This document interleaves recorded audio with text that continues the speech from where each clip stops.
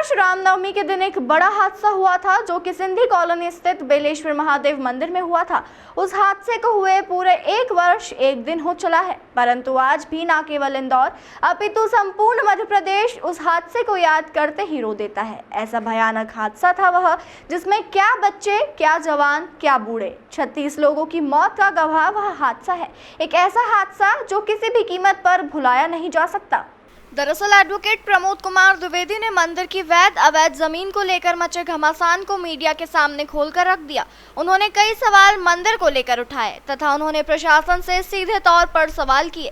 अगर प्रशासन के हिसाब से मंदिर अवैध था तो फिर इतने बड़े हादसे का इंतजार क्यों किया? किस अधिकारी के आदेश के बाद मंदिर को तोड़ दिया गया? इंदौर में ऐसे न जाने कितने ही अवैध मंदिर हैं। अगर प्रशासन ने वह मंदिर तोड़ दिया तो अन्य मंदिर कैसे बच गए? क्या भारतीय जनता पार्टी सनातनी होने का सिर्फ ढोंग ही करती है, या प्रशासन ने अधिकारियों को बचाने के लिए दिखावे मात्र की मंदिर तोड़कर कार्रवाई कर दी? एडवोकेट प्रमोद कुमार द्विवेदी ने कांग्रेस से भाजपा में गए लोगों को भी नसीहत देते हुए कहा कि कम से कम आप लोगों को यह मुद्दा उठाना चाहिए और दोषियों को कड़ी से कड़ी सजा दिलवानी ही चाहिए। आपको बता दें, एडवोकेट प्रमोद कुमार द्विवेदी ने इस प्रकरण में याचिका लगाई थी, जिसके जवाब में कोर्ट ने आदेश दिया था कि दोषियों के विरुद्ध कड़ी से कड़ी कार्रवाई की जाए, किंतु प्रशासन ने इस मामले में कहीं न कहीं अधिकारियों को बचाया। मीडिया के सामने प्रमोद द्विवेदी ने महापौर इंदौर की कार्यशैली पर ही सवाल उठाया। इस पूरे वाक्य को मीडिया के सामने बताने के दौरान प्रमोद कुमार द्विवेदी की आंखें भी नम हो गई। आपको बता दें, प्रमोद कुमार इस तरह के मुद्दों से समय समय पर जनता को अवगत कराते रहते हैं तथा शहर हित में सदैव ही कार्य करते रहते हैं। रामनवमी के दिन एक बड़ा हादसा हुआ था, 36 लोगों की मौतें हुई।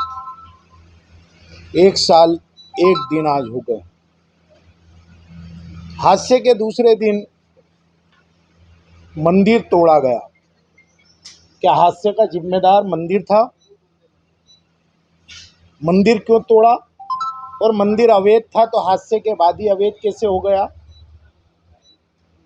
सवाल तो ये है।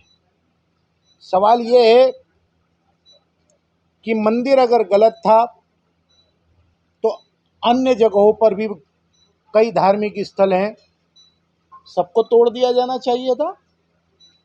सनातन धर्म की व्याख्या करके दूसरों को व्याख्या सिखाने वाले तथाकथित भाजपा नेता, उनकी सरकार है, परिषद है, वे बताएं कि बावड़ी हादसे के बाद उन्होंने मंदिर क्यों तोड़ने दिया, और अगर प्रशासनिक अधिकारियों ने तोड़ा तो किसके आदेश पर तोड़ा? एक सवाल। दूसरा सवाल ये है कि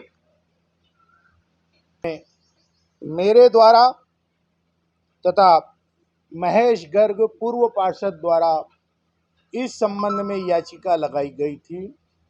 याचिका में 9 जनवरी 2024 को आदेश सुरक्षित रख लिया गया था, बाद में सुनाया गया।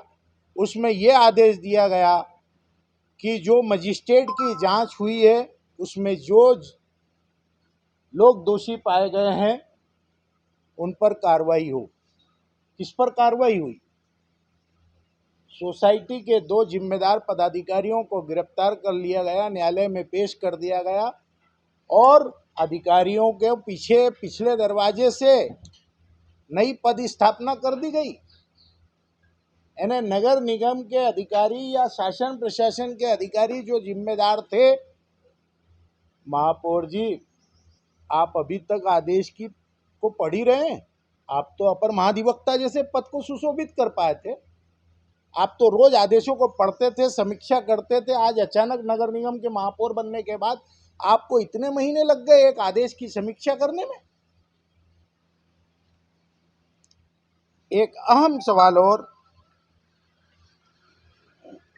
इस हादसे के बाद पूरा शहर रोया। आज भी पटेल नगर के हादसे को देखने के बाद अगर हम चैनलों पर देख लें, अखबारों की कतरनों को पुराने समय की पढ़ लें तो आंखों में आंसू आते हैं। सवाल यह है कि उस परिवार के उन परिवारों पर क्या गुजर रही होगी जिनके परिजनों की मौत हुई। 36 मौतें, और इन 36 मौतों का